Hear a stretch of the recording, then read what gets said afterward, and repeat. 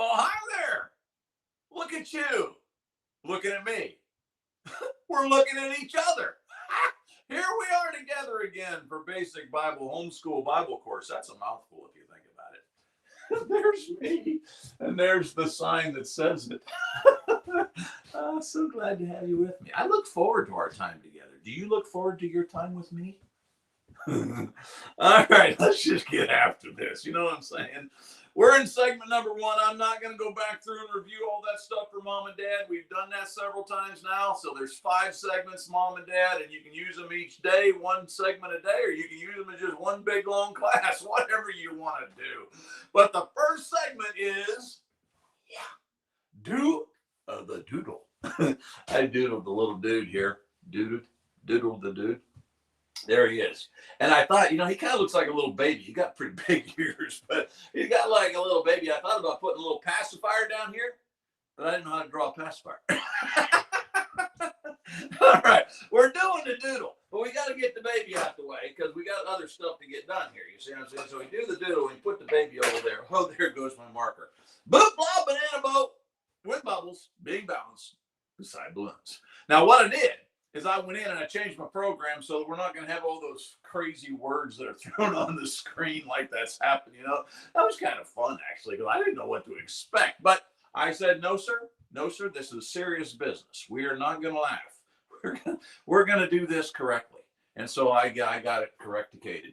And so there you go. Oh, yeah, and don't forget, when you come down here and you do beside the balloons, you got the thingy-dingy-ba-dingy here happening. And that's just a blow-up of this area around Jerusalem, the Sea of Galilee, down the Jordan River, down the Dead Sea. That's a blow up. So can you say the thing? Well, whoop us with me again? Boop, blob, banana, boat with bubbles, being bounced beside balloons. Woo! There you go. You got to get that in your head, and I know you sound like a real goofball whenever you go around the house saying it, but hey, take courage. Goofballs are loved. You know what I'm saying? All right, moving on. Now, we have been dealing with this so far, and we got down to the banana. All right, we got the boot, blob, banana. And so let's deal with the banana. You can see it here. I drew that, or I outlined the coastline of Asia there. And Asia Minor, I guess more specifically, according to our map here. I made up you a little ding-a-ba-dingy here so that we can be silly singing with it. And then there's the banana. See it? And then there's the banana, a short line. Short line. That doesn't say short line. Read it right, Sonny. Let's do it again. And then there's the banana, a shoreline, wrapping around, marking off the edges where Asia can be found.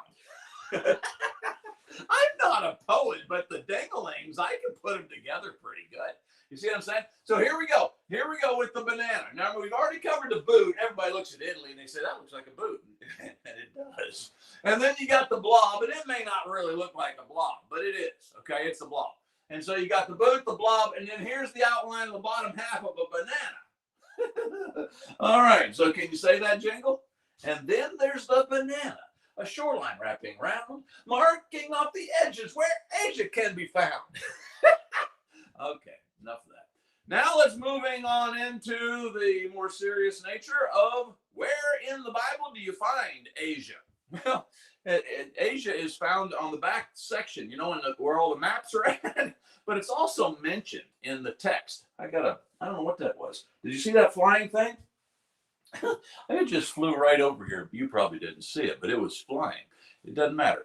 There it is. There it is. It's probably a wasper, and I'll probably get stung before this is all over, and none of you better laugh if that happens. Getting back to what we're talking about here in segment number 1, as we're dealing with the doodles, we're fixing the doodle here in just a second. So keep your pants on, as they say. I wanted you to notice in Acts chapter 2 that Asia is mentioned. Remember what Acts chapter 2 is? They've all gathered there for the day of Pentecost. And there's folks from all over the world who come to celebrate. Well, in Acts 2 it says this: now there were dwelling in Jerusalem Jews, devout men from every nation under heaven. ... That means I left out part of the verse because we need to move on into verse 9 now, where it mentions it. Parthians? No, Parthians. Parthians. Maybe Parthians. Let's go with that one. Parthians and Medes and Elamites and residents of Mesopotamia, Judea and Cappadocia, Pontus, and watch it, woo, Asia. So there you go. It's mentioned in the Bible. Not that you doubted that it was mentioned in the Bible, because, I'm not going to do that. All right. Get your thing about dingy out here, and I got to find my marker. It fell down in the little whatever you call that part. And if you need, remember, young people, if you don't have a fancy eraser, a roll of toilet paper works just fine. Okay. What we need to do now, and I'm going to remind you up front, because I always do this bad. When you start off, and once you get to the banana in the boat, you need to leave yourself some room because you still got balloons to go over there. You know what I'm saying? So we're going to start off a little bit small as we draw this together. First of all, you want to get your boot. And now make sure you get your boot kicking the right direction. You know, I've had some young people in the past that I've tried to teach this to, and their boot was kicking Asia. That's not right. Their boot was kicking the blob, which is Greece, and you can't be doing that. You see, notice the boot. It's clearly kicking over that way. So kick your boot the right direction. All right, you got the boot, then you got the blob. Remember we did that? It looks like a snowman, a Grecian snowman. Boot, blob. I still didn't leave myself enough room. There's your banana, and the banana came right off. See, I couldn't even draw the balloons this week if I wanted to. So next week, we've got to start getting a little smaller. All right, boot, blob, banana. All right, and that's, of course, right there. So that's not really too hard. You guys can get that, can't you? Okay, good deal. All right, moving on. We spent a lot of time in segment 1. Have you noticed that? All right, as we move into the book of Luke, we are also trying to memorize the major events in the book of Luke. Today, I've got to cover 2 chapters because in order for us to get this in our time zones, we've got, in the whole thing, but dang it, we got to make sure that we do it. There's 24 chapters. And I only got 16 weeks, so that means I'm going to have to double up on some of them. So anyhow, this is one of those double up weeks. But you'll understand why I doubled up on these 2 particular chapters. 5 and 6 are very important. Did you ever notice that the number 5 kind of looks like an S? Well, here's what's going to happen in chapter 5. Jesus is going to select his disciples. Now, I'm going to give you a kind of a heads up here. Spoiler alert, chapter 6, he's going to select his 12 apostles from within the big number of disciples that he's got, okay? The word disciple just means a student. It's somebody who learns from somebody else, okay? And so you are, right now, you're my disciple because you're learning from Sonny Childs, okay? And so when Jesus selects in chapter 5, when he selects his disciples, he calls certain people to him. He says, hey, follow me, I want to teach you something. He was selecting students. So when you think of chapter 5, think of the 5 as being an S for students, and that will remind you that it's also talking about disciples. Now let's take our boot, blob, banana, boat thing, badingy off of there, and let's go with it. It's real simple. You know what I'm saying? I mean, all you got to do is just kind of draw yourself a 5, right? And then, we've done this before, okay? And you just kind of loop it off here, and then take out the middle. And what do you got? That's the cutest little 5S I've ever seen in my life. And then you go D, E, N, T, S. Now, my son got all fancy here, and that's supposed to look like one of those fancy hats that you draw, that you have whenever you graduate. I'm not going to do that because I'm not that big of an artist. You see what I'm saying? So you can do it because you're better than I am. But 5 is for students. Okay? Now, hang on to that thought because 5 and 6 are directly connected. In chapter 6, he's going to select his 12 apostles. Now, here's the way I explain this. If you're a basketball fan, you'll get it immediately. If you're not, well, you won't. But anyhow, a basketball team can have many members, a lot of people, players. That's the word. I can't get it out of my head. Players. You can have a lot of players. But there's only 5 of them that are allowed on the court at one time. Okay. And generally, I played a lot of basketball when I was growing up. And there's always the starting 5. Those are the ones who the coach believes needs to begin the game to get us the proper energy. They're often the best 5 on the team.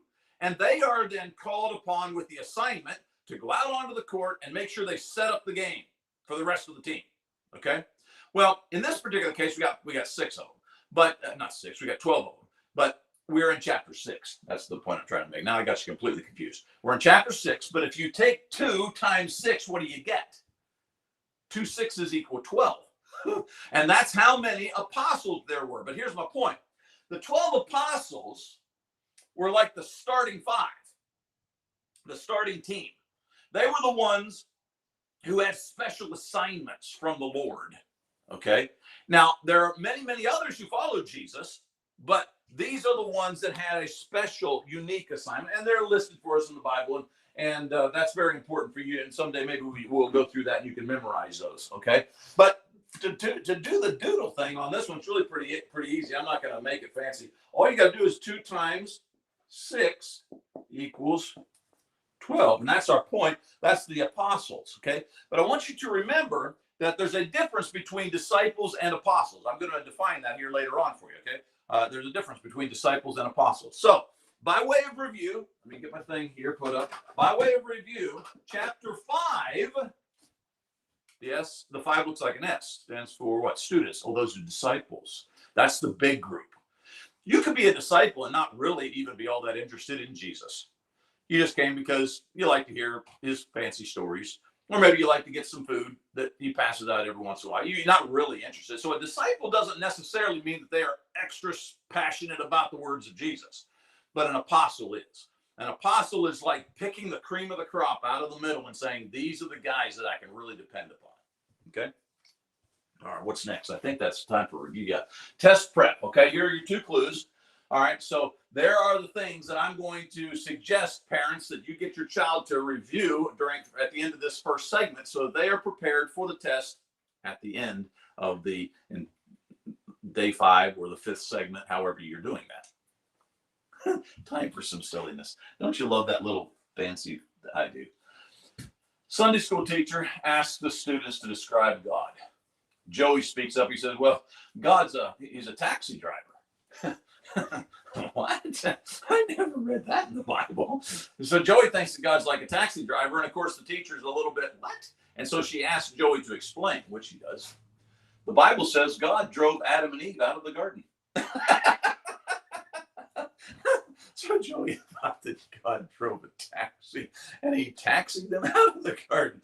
Not exactly what the text means, but I thought it was funny and it makes a good little transition, between, let's see, what do we do? Segment 1. Now we're into segment, what is that? 2. Yeah. All right. Segment 2, we're going to make a memory. Oh, yeah. Now, you guys can't see it over here probably, but there's a wasper right here. I just killed a wasper with my bare hands. Off screen, you didn't get to see it. It was off screen because, never mind. Make a way. It really was, honestly, and I'm not going to pick it because it probably would sting me dead, still stinging something. Never mind. Make a memory. That's what we're going to do. We're going to make a memory. All right, so let's review just really quickly. Thus far, we have covered chapter 1, 2, 3, and 4. You remember what happened in chapter 1? We got the arrow. See the 1? It's pointing down through. Yeah, that's exactly that. We're going to get the announcement from Gabriel that Jesus is going to be born. What happens in chapter 2? Got the star happening here. Got the little guy happening here. Yes, Jesus is going to be born. And don't forget his childhood. That's chapter 2. Chapter 3 is one of my favorites because it's just so easy. It just sticks in my head. Oh, yeah. You take the 3. It looks like a tree. Tree limbs. Family tree of Jesus. Very good. That's where great-grandma and great-grandpa and all those folks, they're listed there. And then what do you got? 40. Which is actually going to do 4, right? Day 4. It helps us to remember 40, but 40. What happened to Jesus in 40s?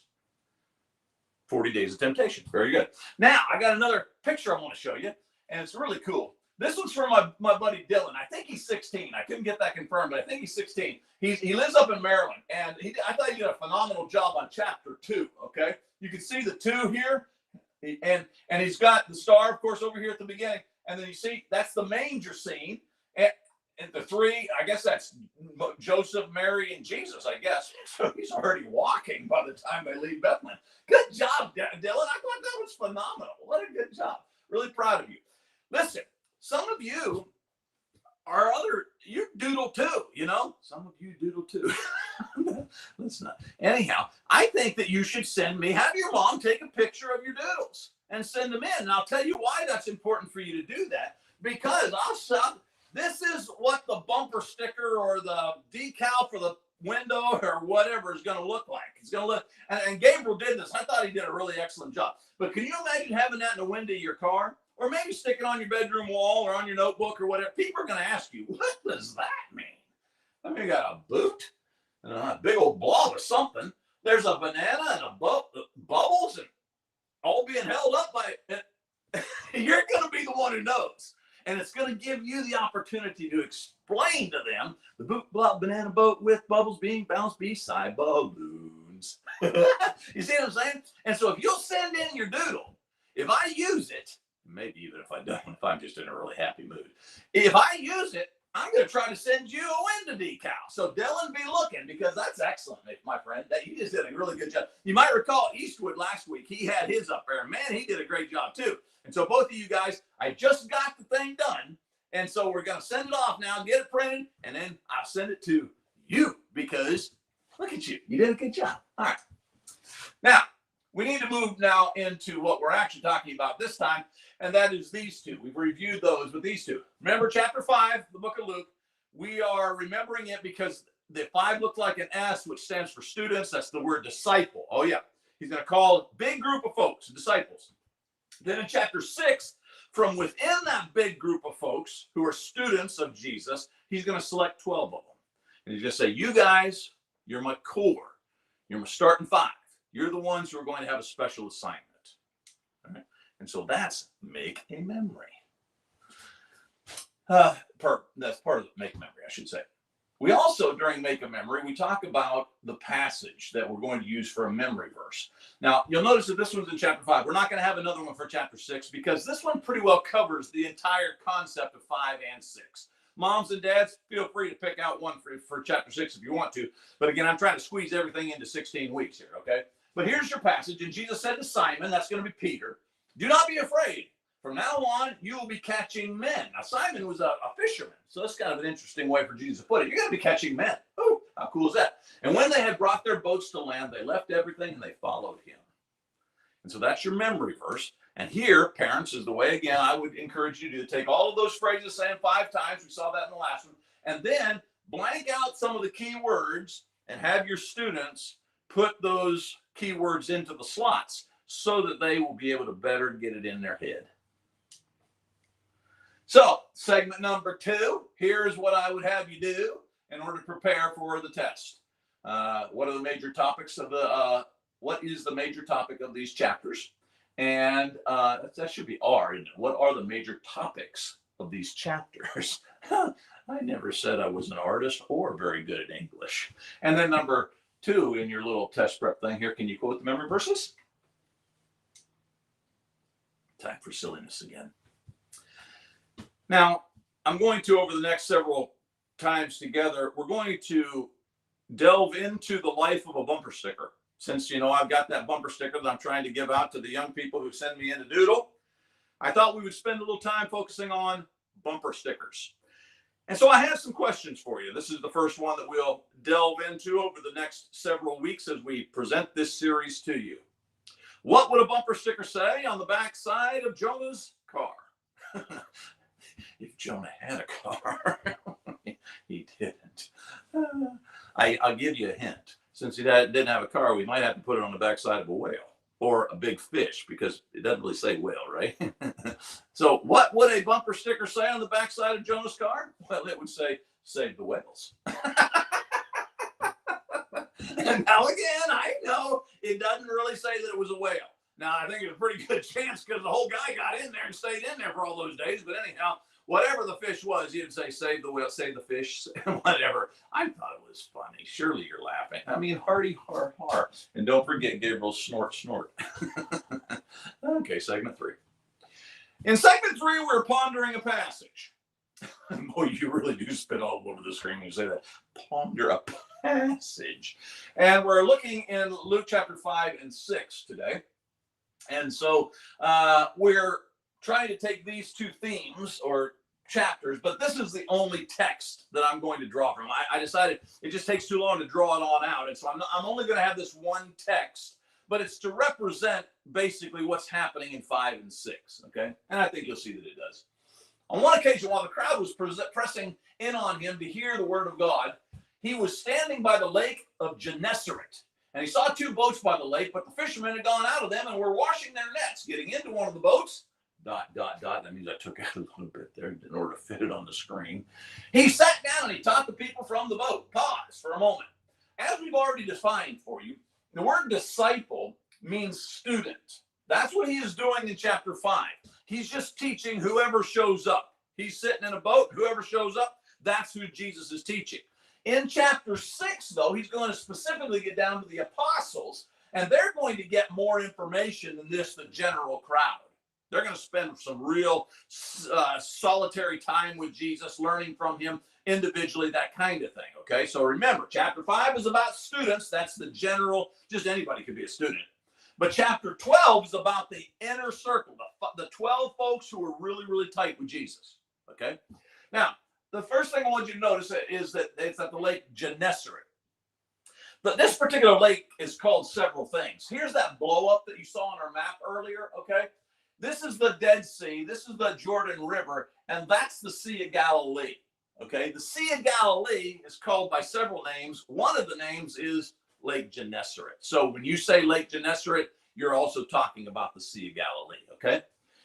And it says that he sat down and he taught the people. This seems to be kind of the Jewish tradition, and Jesus takes it to a really interesting level here, in that they often would read scripture standing up and then they would sit down to teach. Well, that's exactly what happens here. Can you imagine sitting on the shore listening to a man as he's rocking out there on the waves, you know, maybe gently, you know, and he's got a booming, powerful voice, I think, and he is giving to you the message of God. How cool would that be? Well, that's what's happening here, okay? So he got into the boat. When he had finished speaking, he said to Simon, again, that's Peter, put out into the deep and let down your nets for a catch. Now, Simon, he's going to say, now, Lord, hold on. First, he says, Master, that's what the word Lord means. We toiled all night and we took nothing. And he said, we've already been fishing all night and we didn't catch nothing. But at your word, I will let down the nets. But because you said so, Lord, I believe in you. We're out there. We're going to do this thing. And when they had done this, they enclosed a large number of fish and their nets were breaking. They signaled to their partners in the other boat to come and help them. And they came and they filled both boats so that they began to sink. They didn't catch nothing all night, and then all of a sudden they're catching enough to fill up 2 boats. But when Peter saw it, he fell down at Jesus' knees and he said, depart from me, for I am a sinful man, O Lord. Jesus, when I say Jesus was an impressive character, that's understating it. I get that. But understanding what's happening here, Peter has already made a step of faith. Jesus says, why don't you go out there and do some more fishing? Peter says, but Lord, we fished all night and didn't catch anything, but you want it? We'll do it. So they went out there, and all of a sudden they got this massive haul of fish. Peter is so impressed at this miraculous moment that he falls at the feet of Jesus. It says knees, doesn't it? He falls at Jesus' knees, and he says, Lord, I just can't have you around because you are so holy and I am not. I'm a bad person. I'm not a good fella. And Lord, you're going to have to depart from me. Have you ever been that humbled by being close to Jesus and the instructions that he gives us? I mean, you think about that. That's pretty impressive. Then it says, verse 9, for he and all who were with him were astonished at the catch of fish that they had taken. And so also were James and John, sons of Zebedee, who were partners with Simon. So you got Peter, James, and John. That's where you get that little jingle, okay? Peter, and they're all partners together. And Jesus said to Simon, do not be afraid, Simon, for now, from now on, you will be catching men. How cool is that? You think the day was awesome out there catching fish? You're going to be catching men from this point on. And I'm going to ask you to talk about that in our time together with regards to application. And when they had brought their boats to land, they left everything and they followed him. So, ponder a passage? I think so. And in this, we get that idea of Jesus being all powerful and how he drew folks to himself. Remember, chapter 5, which is what we're talking about, he's going to draw just general students. Okay. And at this particular point, Peter is just a general student. He's interested. He's wow. But next chapter, Peter is going to become an apostle because of all these folks who are mesmerized by what Jesus can do and the teachings and the stories that he tells. There's going to be 12 of them who are going to be sent off on special assignment, and Peter will be one of them. So at the end of this segment, here are the 5 questions for the test preparation. And so parents, you might want to take a picture of that so that you can drill your students on that or study them out for yourself. Maybe I didn't give the answer good enough, and you need to study it out in your own translation. Let's be silly again.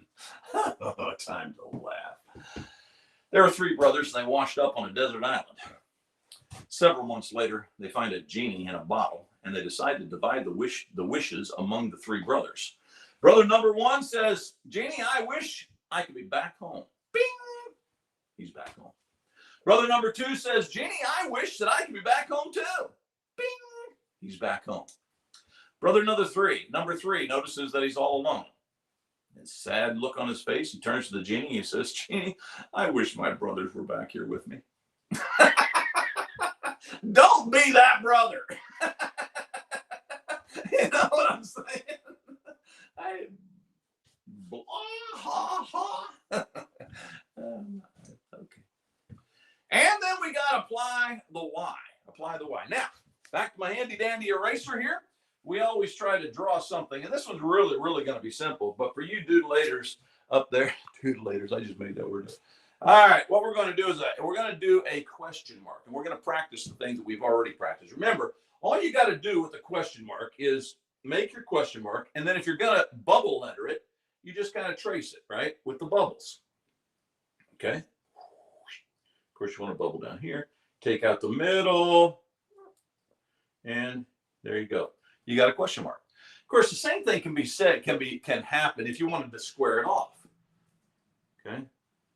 You do it squared instead of, oops, that was kind of crooked. Sorry about that. See what I'm saying?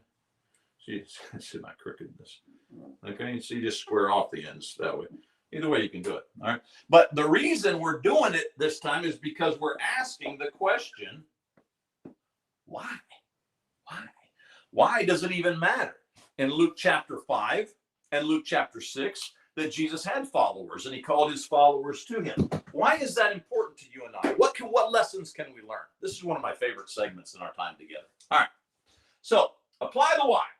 Going back to our passage, you might remember that I said that they were at the lake of Gennesaret, which is the Sea of Galilee. We identified that. And that Jesus is there. He gets in a boat, sits down in the boat, and he's teaching the people. Now, let's try to make a real life application to that from you and I. Have you ever had a devotional beside a lake? Man, I have. Years ago, we used to travel out to California. There's up near Lake Tahoe. There's a camp, a church camp that was up there, and big old lake. And we used to go down there and we'd have a devotional. Oh, it was just phenomenal. But can you imagine sitting beside a lake and hearing Jesus actually talk?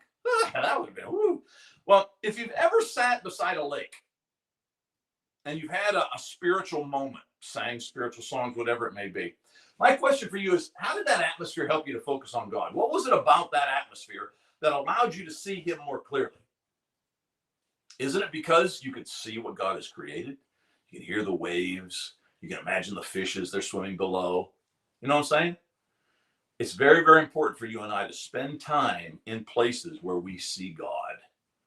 So as you read Luke chapter 5, you see that they're sitting there beside the lake. Jesus is sitting in the boat. They're probably sitting there on the shore, and Jesus is giving this big booming lesson about godliness and all those kind of things. You can kind of relate to that, can you not, by the times that perhaps you've sat beside a big body of water. Maybe it's a river. I've done that one as well. All right, number 2, coming all the way down here to the bottom, he's going to say to Simon, remember Simon said, you're going to have to depart from me because I'm not even a good man. And Jesus is going to say, don't be afraid. He's going to say, from now on, you're going to be catching men, because Simon was a fisherman by trade. So I got a question for you. What does it mean to be catching men? That's a little odd, you know? What does it mean to be catching men? And what does that have to do with evangelism? Telling your story to others about how God has worked in your life, how you came to be a part of his family. What does it mean to be catching men? And then lastly, how does that even compare to fishing for fish? You know? Because that's clearly what Jesus is doing here. He is taking a fishing setting and he's turning it into something spiritual. Someday maybe I'll teach you the word parable. Comes from the Greek word parabole. It means to lay two things beside each other so that you can see both of them at once and you can make a comparison. Well, that's basically what Jesus is doing. This is somewhat of a parable. He's taking Peter, who knows all about fishing, and he's saying, listen, I'm turning you into a fisher of men. And then number 3 for the apply the why, and this is the one that's going to be on your test. Let me, first of all, down here. And when they had brought their boats to land, they left everything and they followed him. Serious question for you. Given what you know about these men, what do you think they had to leave behind? Remember, they're in business together. They're partners. And so, there's probably some boats, some nets, some, who knows what all they got. But it says they left everything. Kind of go through your mind. But this is where it gets sobering. What is the most valuable thing that you ever sacrificed to obey the will of God? Did you ever have to give up something that you really, really wanted?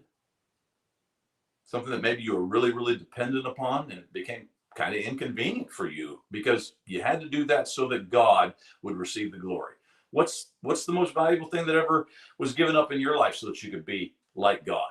And then lastly, here's your question for the test. What's the difference between a convenient gift and a sacrifice?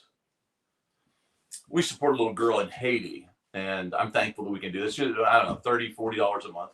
And it allows her to go to school, buys food, clothing, etc. Money goes a lot further in Haiti than it does here. But you know something? Even though we do that every month, Cindy and I don't miss it.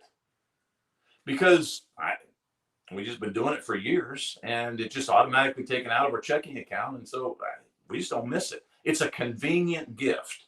In reality, it's not a sacrifice for us to help that little girl over there in Haiti.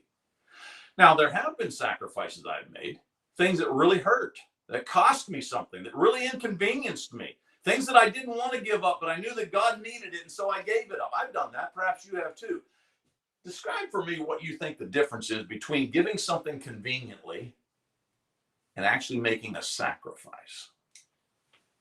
So, preparing for this particular test, as I've already said, that's the question that I'm going to have on the test, which, by the way, is the very next segment. So here we go. Oh, but we need to be silly for a moment, do we not? In order to break these things up. What do you call a laughing motorcycle? A laughing motorcycle. Well, of course, you call it a Yamaha. Yamaha? You got Yamaha. I like that one. All right, segment number 5, time to test. You got this, because I believe in you. I really do. And there's your questions, okay? For test number 4, there are the questions. And so parents, take a picture of that, and you'll have them, and you can quiz your children and your students to see if they learned anything during our time together. I hope they did. So if this study was beneficial to you, would you please consider supporting us? And even if you don't have any money that you can use to support us in our personal family ministry, because we try to provide all of this, for Christians wherever they're at in the world. If you don't have any, at least could you pray for us? That would mean the world. If you would start your homeschooling Bible time together, saying a prayer for old Sonny and Cindy Childs, that'd be better than sending me money to keep me alive, pay the bills, because God will take care of all that stuff. I love you. Thank you for being with me. Hope you learned a lot. See you next time. This is Sonny Childs saying, as I always do, because I mean it, you be there. Matthew 16 and verse 26.